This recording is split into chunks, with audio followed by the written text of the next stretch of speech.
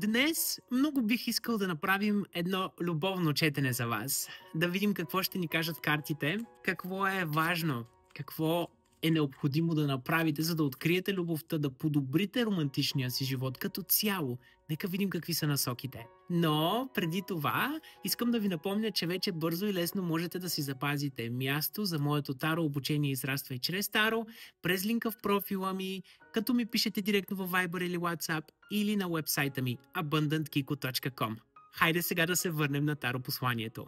Виждаме като цяло през ключовата енергия, че има някой, който се опитва да влезе в живота ви или да се върне в него. Независимо дали говорим за нови отношения или такива, които вече са били. Виждаме една личност, която не ви е наранила, но поради една или друга причина вашите отношения са прекъснали.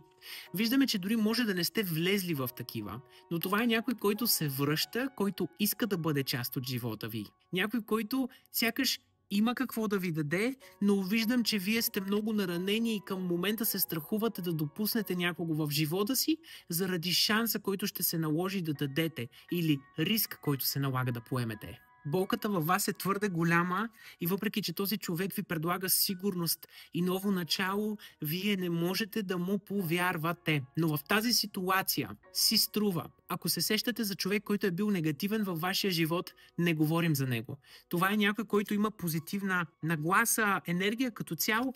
Виждаме някой, който ще донесе слънцето във вашия живот. Щастието, безгрижието. И виждам обаче, че сякаш вие сте се отказали от тази енергия, от тази посока и не вярвате вече в любовта, защото вече някой ви е излъгал и щом веднъж това се е случило, ще се случва отново.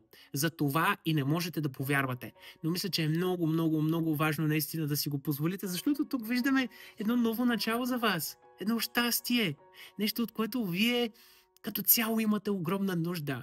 И смятам, че е много полезно за вас да си го позволите. Защото това, което действително ви чака отвъд, е щастието, за което копнете. Дори може да го кажем семейството, което искате да създадете с някого.